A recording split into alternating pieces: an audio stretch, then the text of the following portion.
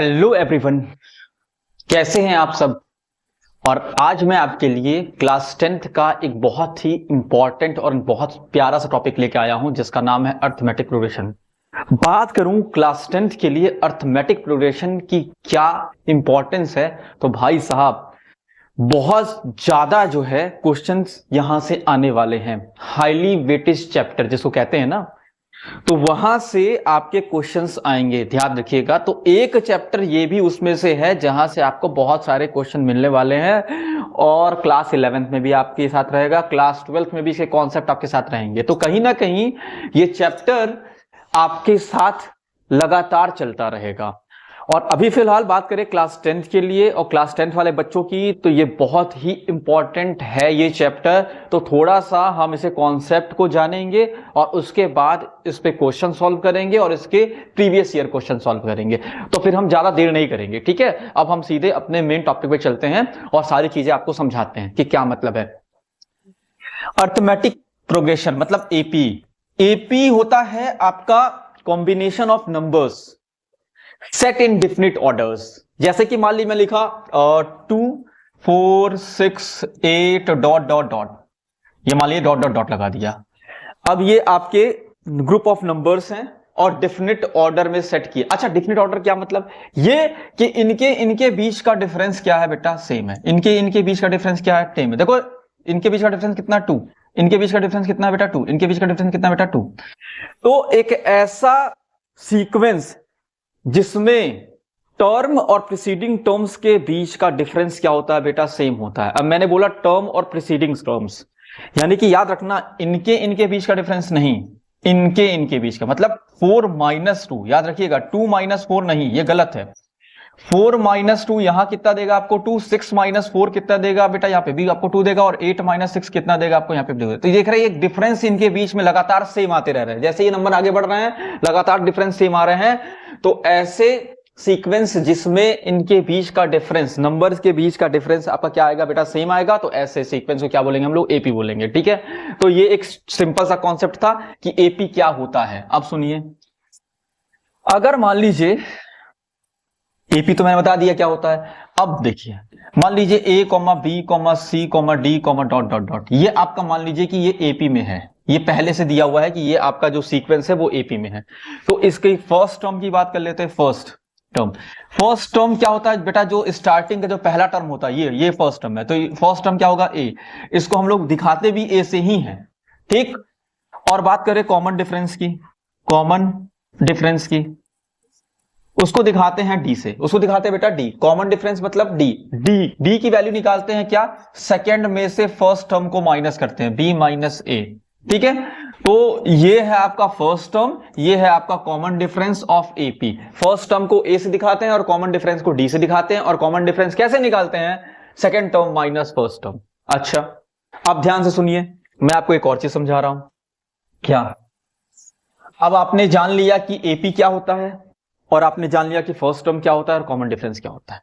अब सुनिए, अब बात करते हैं nth टर्म, जो भी बहुत इंपॉर्टेंट है। nth टर्म ऑफ एपी, मान लीजिए एपी दिया हुआ आपके पास और उसका आपको आगे का कोई टर्म निकालना है, नेक्स्ट कोई टर्म निकालना है। मान लीजिए एपी दिया हुआ है 3, 6, 9, डॉट डॉट डॉट, ये आपका एपी में है। और आपको इसका जो है, आपको इसका मान लीजिए निकालना है सेवेंथ टर्म, ठीक है।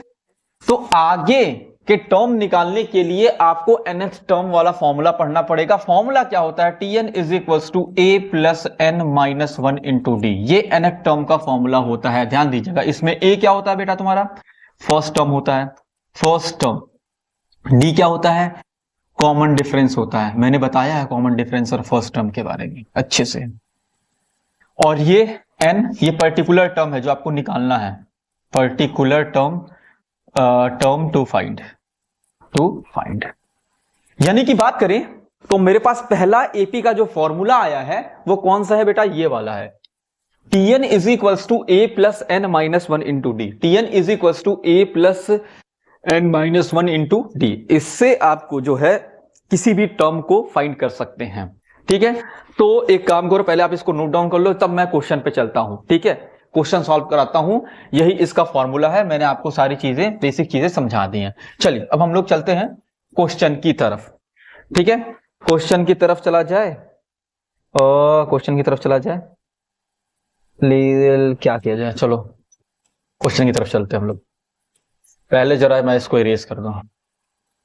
हाँ इरेज तो हो गया। चलो जैसे मान लो मैंने एग्जांपल ले लिया 2, 4, 6, डॉट डॉट डॉट, ये आपका एपी में है। अभी मैं सिर्फ एग्जांपल ले रहा हूं बच्चों, तुम ये मत सोचना कि मैं आपको इजी क्वेश्चन करा रहा हूं, नहीं नहीं, मैं आपको सिर्फ अभी एग्जांपल दे रहा हूं। एक जो फॉर्मूला है टीएन टर्म का, TN equals to A plus N minus 1 D, उसका एक छोटा सा एग्जांपल दे रहा हूं। उसके बाद जितना हाई लेवल का क्वेश्चन होगा सब मैं आपके साथ सॉल्व करूंगा, बस आप वीडियो को एंड तक देखना। ठीक है, तो जरा देखो, इसमें मान लो कि आपको निकालना है 11th टर्म, आपको 11th टर्म जो है फाइंड करना है, इसका 11th टर्म फाइंड करना है। ठीक है, तो सबसे पहले तो फर्स्ट टर्म निकालेंगे। फर्स्ट टर्म को हम ए से दिखाते हैं, और फर्स्ट टर्म इसमें क्या दिया हुआ बेटा 2, कॉमन डिफरेंस निकालना है डी।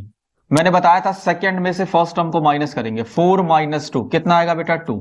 ठीक है, फर्स्ट टर्म निकाल लिया, कॉमन डिफरेंस निकाल लिया। कौन सा टर्म निकालना आपको, 11th टर्म निकालना है। तो n इज इक्वल टू क्या आ गया बेटा 11 आ गया, n इज इक्वल टू क्या आ गया बेटा 11। अब वो फॉर्मूला जो मैंने आपको बताया है, tn is equal to a plus n minus 1 into D, ये फॉर्मूला लगाते हैं। लगाएं, क्या कहता है, a कितना है 2 प्लस n कितना है बेटा 11 माइनस 1 इंटू डी कितना है 2, 2 plus 11 minus 1 10 into 2, 2 plus 20 is equal to कितना आ गया बेटा 22। तो ये एक सिंपल सा मैंने एग्जांपल दिया किसका, nth टर्म फाइंड करने का।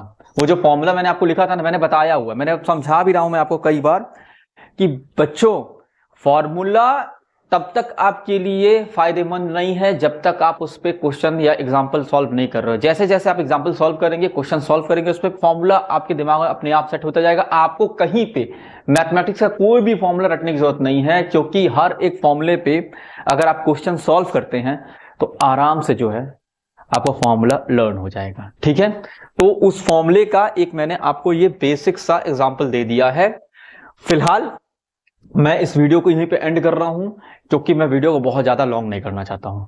अगले वीडियो में आऊंगा एपी का एकदम मस्त से मस्त सवाल सॉल्व कराऊंगा, जो भी प्रीवियस ईयर में आए होंगे। तो आप चैनल को सबसे पहले सब्सक्राइब कर लीजिएगा और वीडियो को एंड तक देखिएगा, और अपने दोस्तों को जरूर शेयर करिएगा जो क्लास 10th में होंगे, जिनको दिक्कतें आ रही होंगी एपी में, उन सबको ये वीडियो शेयर करिएगा। इनको इस वीडियो से उन सबको आराम से एपी समझ में आ जाए, क्योंकि मैंने सबसे बेसिक चीज समझाई है एपी में। ठीक है बच्चों, तो आप इस चैनल को सब्सक्राइब कर लीजिए, अपने दोस्तों के साथ शेयर कर दीजिए। ठीक है बच्चों, तब तक के लिए bye bye, have a great day, take care.